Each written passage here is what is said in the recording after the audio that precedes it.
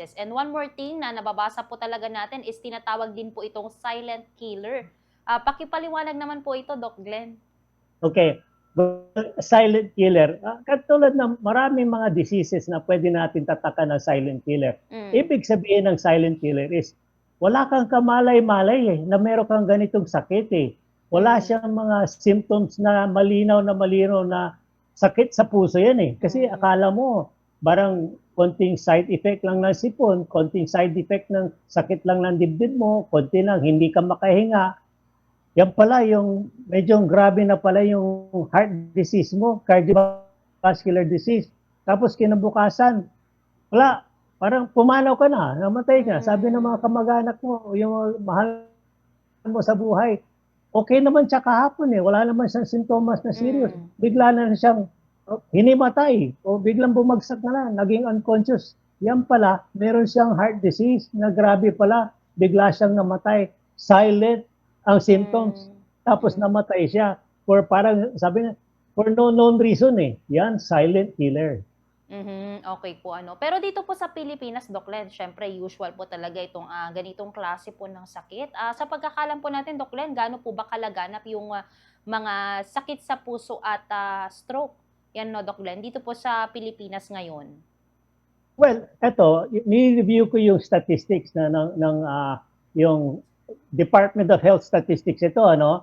Since 2023 pa, actually mas serious nga no last year. Palagay ko tumataas pa rin eh. Ang parang may nabasa ko recently, parang tumaas pa nga ng mga 1 to 2% ang cases eh.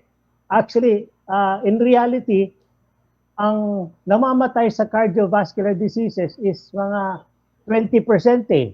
20% ng lahat na namamatay is because of cardiovascular diseases. Okay? So para bang in simple terms, gaano karami ito?